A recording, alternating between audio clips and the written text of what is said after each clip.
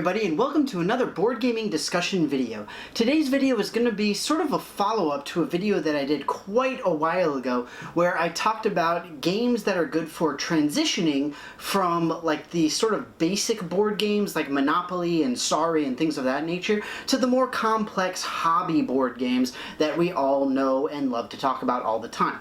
So in that video I mentioned, I believe it was a top 5 with a couple of honorable mentions if I'm not mistaken, where I basically just said these are good games where you get elements of the deeper strategy, you get to see more of like the Euro style of gaming, different like card-based mechanics, physical mechanics, like all that kind of stuff. And essentially just moving beyond the whole like roll dice, move character, that kind of thing. That's really what I wanted to do with that video. With this particular video, I'm going to be talking a bit more about that and more about the people side of things. So what I'm going to be talking about today is gaming with non-gamers. Now this is something that we often run into. You know, I've been running into it a lot more lately because I've been seeing people and like my coworkers and other people outside of work and all this kind of thing.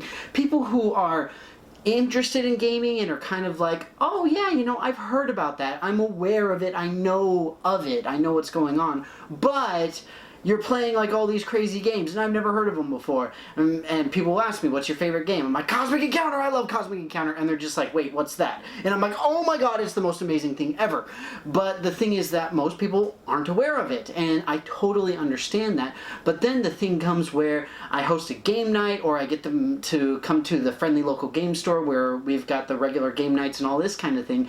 And the problem is they just get very, very overwhelmed. And it's unfortunate. So what I'm going to talk about today are 3 very key features to games in general that I like to go with when I'm introducing new people to gaming. Now, this particularly applies to my coworkers because I have a lot more in common with them, but more often than not, there is something that I can find that I can really connect with pretty much anybody. But I'll get more into that in just a little bit.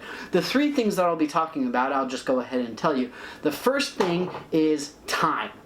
Okay, we don't want to have a game that drags on for a really long time. We don't want a game that has a lot of downtime or anything of that nature. That's a big one. Okay, another big one is the type of game that it is. Now, this is a very broad category. We're talking about game mechanics. We're talking about, on a most basic level, is it cooperative or competitive?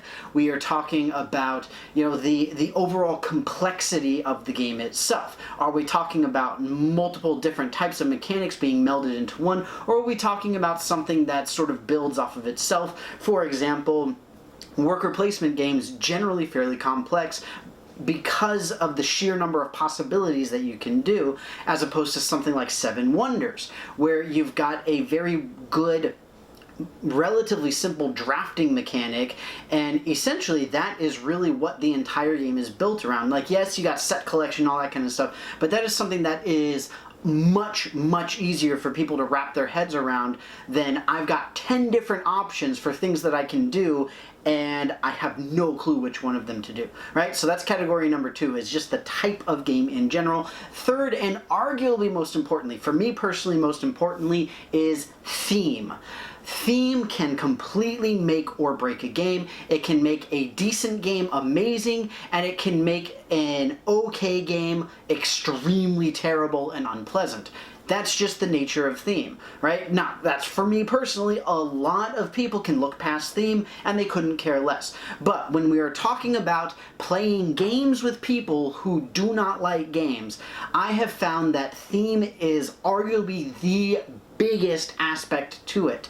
If you can find a game that people can sink their teeth into, that has something familiar for them, then they can really get into it much easier. So we're just going to go ahead and order here. First and foremost, we're going to be talking about time. The most basic thing about time is, especially people who are non-gamers don't want to sit around for, you know, 2.5, 3 hours playing a board game. It just doesn't make sense.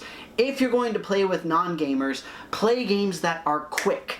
play games that are relatively simple. So I've got a couple of examples here. One good one that we've got is Biblios. I love Biblios. I did a video on how to play this. I did a review and gameplay demo for it. It's a nice little box. It's got the cool little magnetic clasp, which, you know, aesthetically, you can either take it or leave it. It's a very, very simple game that plays in only about half an hour, and then plus, like, teaching people how to play, maybe another 5 or 10 minutes at most. Very, very simple game. Another good general category for games are party games. I've got here Spyfall, right? We've also got things like Wits and Wagers, Say Anything, those kinds of things. Good party games. Okay, we're not talking about things like, what is it, Quelf? Or whatever it is. That game is terrible. Don't ever play it. I believe it's called Quelf. Stay as far away from it as you can.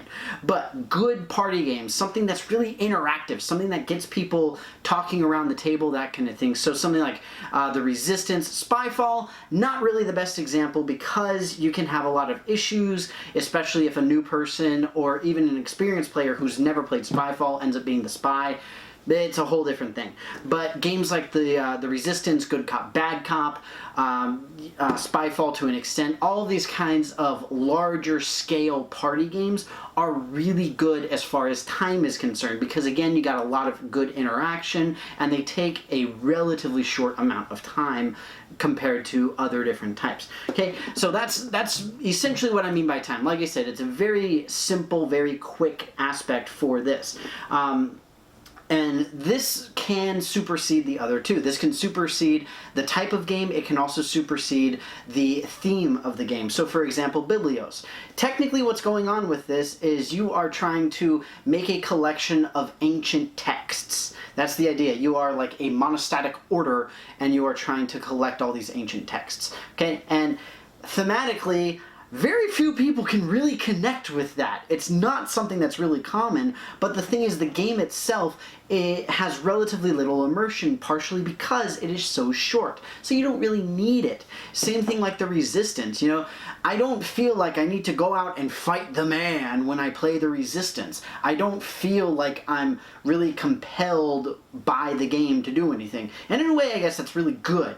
But at the same time, the point being that games that are shorter can supersede the other categories simply because you don't get so into them that it can make a difference in your mentality, right? But that said, going on to type of game, right? I mentioned two major categories for it. We've got the competitive and the cooperative. One thing that I always say is that I like to start off new players with cooperative games. If you have a game where you can help them out, where you can sit there and say, okay, we're going to do this, this, this, and this, does that make sense? And it makes a much cleaner, much smoother, much easier gaming experience for anybody who's joining in. It really does. Now the problem becomes where you as a gamer, as the person who knows what's going on, ends up being like, no, no, no, no, no, no, you don't want to do that, you don't want to do that, you want to do this, this, this, and this instead. Don't be that guy. We don't want any of that. Right? We want good discussion, we want to have the free flow of information, we want all of that kind of stuff, but we don't want you playing as multiple people, right? Let the person play by themselves, okay? On that note, it's not actually the cooperative one, or not as much anyway. Forbidden Desert, all right? The other good one is obviously Forbidden Island, also a good co-op game. But then you've also got things like so you've got, I just had one, Castle Panic is another great one.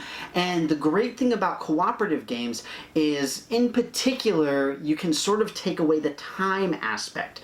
It's okay to play a longer game if, or at least in my experience, it's okay to play a longer game with a non-gamer if you are there helping them out. And you're not just sitting there, you know, like playing Dominion or whatever and just be like, oh no, I'm not helping you out, brah, attack. You know, that kind of thing. If you don't have that aspect to it, then people will tend to be at least a little bit more open to playing a game that's like an hour, maybe an hour and a half, so that you can get a little bit more meatiness out of it. That said, you know, playing something like Ticket to Ride or the like is not a bad thing. It is a longer game, it is competitive, But the simplicity of it really, really helps out. And that goes back a little bit to the timing and, again, the game type. You know, again, talking about things like worker placements, where you've got something like viticulture or aquasphere, or what else? I mean, Kingsburg is a good example of a worker placement that you can introduce relatively early on, but some of these other ones are just like just completely over people's heads, especially if they're not gamers. Even some gamers actively avoid some of these different types of things. Another thing that you should probably avoid is a lot of symbolism, all right? Because symbolism is not something that a lot of people can get right off the bat and very quickly. Great example of this is Race for the Galaxy. Race for the Galaxy has a ton of symbolism in it, and it can be very difficult to keep track of it. Very, very difficult. My advice is just stay away from those types of games. It just makes it so much easier. When you're talking about basic type of game, stick to relatively simple mechanics, stick to things like cooperative games, at least initially, so that you can get some meatier things in there. And then when you're talking about competitive, again, go more simple. Go with something like Seven Wonders, maybe Dominion to introduce the deck building mechanic, things like Forbidden Desert, all of these kinds of things. These work very, very well. And again, they help the mentality of non-gamers particularly, because frankly there's less to keep track of. And I mean, the last thing I want to do is to imply that people who don't play games are not intelligent, because there are plenty of people who don't play games who are very, very intelligent. That's just the way it is. Just like there are plenty of people who play games who are not so intelligent. It's just a fact, okay? That doesn't mean that they're not going to get the game, just like it doesn't mean that they will get the game necessarily. The point is, excuse me, the point is, don't start off at 100. Start off relatively low and gradually build up, okay? Which brings us nicely into the third point, which again is theme. Again, for me personally, I have found this to be the single biggest deciding factor when I am playing games with people who are not used to games. Now again, I'm going to use the example of me personally and my coworkers. So, my coworkers are scientists. This is what we do for a living. So what I always reach for first are science games. And the thing is, more often than not, when I talk to them about it, they're just like, wow, I had no idea there were so many board games that are based off of science. And that's true. Like, most people don't realize it. That's just the fact. Pretty much any theme that you can possibly want has some game associated with it. So, I brought a couple of examples. Now, these are examples that run the gambit of everything that I've been saying. So, for example, oops, got something popping out. Alright, so for example, we've got here linkage and peptide. So with linkage, the idea is that you are translating or actually transcribing DNA into RNA. Very exciting, very, very simple, super duper easy game, right? Peptide, you are going from RNA to protein. Makes perfect sense. The nice thing about these games is that there's sort of a gradual build-up. Linkage, very small, very quick, very simple to play, and very simple to teach, especially if you got people who are familiar with science, because they'll already know what they're trying to do, and they'll get it much quicker, right? Peptide, same thing. This is a little bit meatier. It's a little bit of a beefier game, but at the same time, if you are familiar with the science behind it, it is so much easier. It really is. And again, you're talking about a gradual increase in mechanistic complexity and all of that kind of stuff. Very, very helpful. Last but not least, one of my personal favorite games of all time, Pandemic. I love Pandemic. And again, this hits on a lot of different aspects. We've got the scientific theming, we've got a relatively short gameplay time, we do have a lot of very cool mechanics, because we're talking about, you're talking about hand management, you're talking about board management, and you're talking about a cooperative game, so there's a lot of table interaction, but you also have the option of everybody versus one person. You've got the option of the team aspect now with some of the expansions. That's another great thing, is that we've got a lot of modularity to this, so you can add and take away things as need be, depending on the needs of the group. It's great. And again, this is a game that I love to pull out for people that I know primarily because they're scientists. They understand the premise of the game. They get it. It makes sense to them. They're like, okay, we're fighting disease. Boom, let's do it. We got this. We understand. And like the roles make sense and the special cards make sense and all this kind of stuff, right? There's so many examples of these. So we've got games like The New Science. We've got Evolution. We've got, a bunch of others from Genius Games. We've got, let's see, Covalence, which recently came out. We've got Ion. We've got Molecular. We've got just, but basically half of this shelf right over here is all science-based games. Because that's what I love. That's what I enjoy. But that said, thematically, again, this is something that can really trump a lot of other aspects of a particular game. If you have somebody who really enjoys zombie-themed things, then you can be like, yo, boom, we're going to play some Zombicide.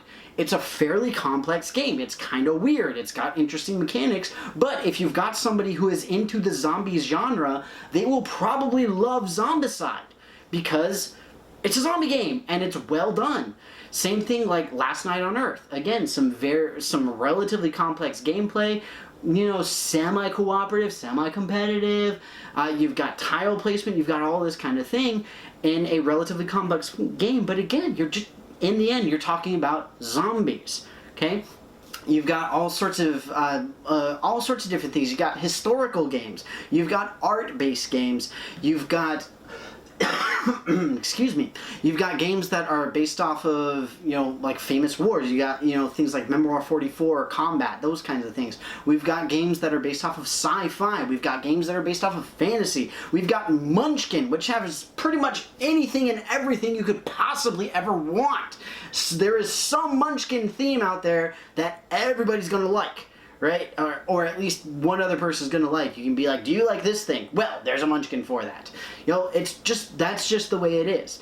Right? And there is a board game theme out there for everybody who ever wants anything. Even like tabletop gamers, we got the Pathfinder game, we've got Shadowrun games. For people who are video gamers, we've got Doom, we've got Gears of War, we've got XCOM, all of these other things. It's ridiculous. There is a game for whatever people enjoy.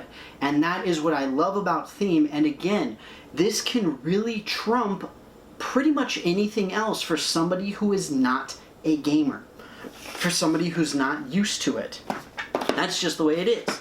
Or at least that is what I have found personally in my experiences with this, and my experience is in dealing with and playing games with people who are not inherently gamers. So, with that, I'm going to go ahead and sign off. Thank you so very much for watching. Once again, to reiterate, I will say that my 3 main points here for playing games with people who are not gamers are timing aspect. So in other words, you want to generally do a shorter game, a quicker game that's easy to pick up, easy to play. Secondly, you want to look at the game itself, the game type. You want to look at the game mechanics. You want to have a game that is relatively simple, has relatively few mechanics, or if it combines several mechanics, that each of them are simple in their own respect. You also want to look at the game as a whole. Are you looking at a cooperative game, or are you looking at a competitive game?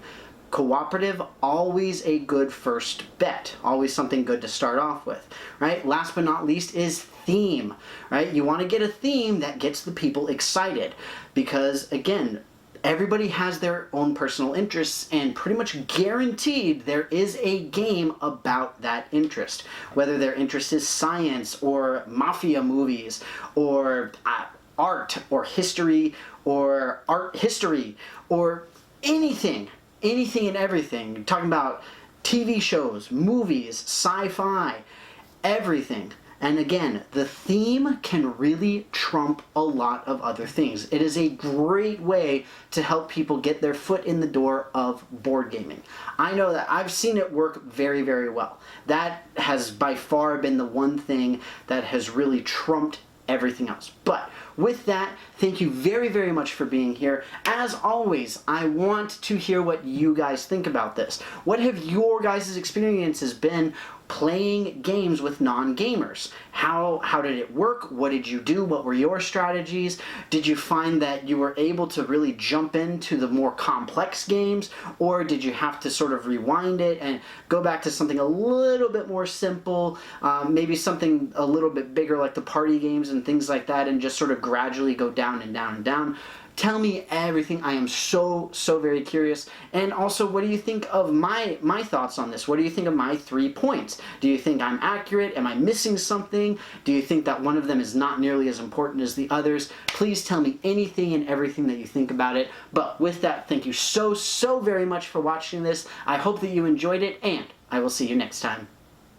Thank you so much again, everyone, for watching my discussion video on how to play games with non-gamers. Again, this is all very much my opinion and things that have worked for me personally, and primarily with the people that I most often encounter, who are people generally of science. Again, as I mentioned at the end, I would love to hear what you guys have to say about this. What are your experiences with it? Do you tend to go for something that's more thematic initially? Do you have to have them have maybe a couple of adult beverages first before they're really willing to play games? I would love to hear what your guys' experiences in this realm are. But with that, thank you so very much again for watching. As always, I've got several of my playlists linked up at the top of the page so you can see more of my stuff. And if you want to see more of me in the future, click on the big giant subscribe button. With that, thank you so very much, and I will see you next time.